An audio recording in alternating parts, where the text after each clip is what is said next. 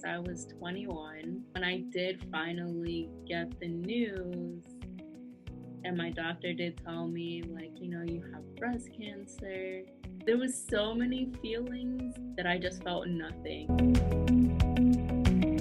I lost both my breasts, so I had a double mastectomy. So of course, like, my hair came out, just with chemo and everything. My eyes got a little bit like darker, my skin a little bit more pale.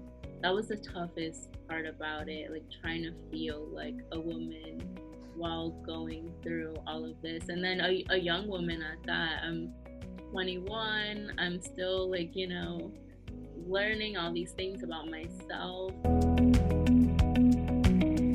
During the time I was working on one of my degrees, and I really didn't want to put that on hold. I was gonna try to just go straight through, and my doctor was like, you can't do that to yourself. It's really hard on you, and you're gonna miss a lot of school. So for me, that was tough because I told myself that I didn't want to let breast cancer stop any of my personal goals. I really struggled physically, like just seeing myself change.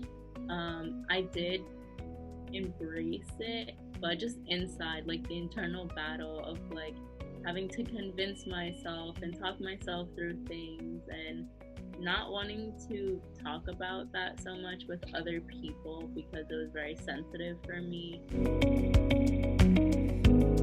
I was with my parents when I got the news, and they looked at me and they were just like, it's not a death sentence. You're gonna be okay. I worried so much up until this point. Like, what do I have to do now? Like, that's what I want to know. I want to know what I gotta do to beat this thing, to like get through it. So my whole mindset through the whole thing was just like being positive. Like, I never felt bad for myself. Keep asking them how they're doing, call them, because it will really mean a lot to them. What 5 Under 40 does, they're partnered with a salon called Bits and Pieces. The time I had already had a wig of my own, it wasn't too great, but the founder, Jennifer Finkelstein and Jackie, they set it up for me. We went together and they personalized the wig to me. Like, they cut it, they fit it to my head. They made sure that like I felt like me. I was completely bald at this point, and I've never like just taken off my wig in front of someone. It was a really good experience. We do tons and tons of meetups, like women's health, and like what's dating like after cancer, what's your diet like, really like holistic things. Also, they would get into 9 times out of 10 you're thinking the same things, or you're actually like your body is experiencing the same things.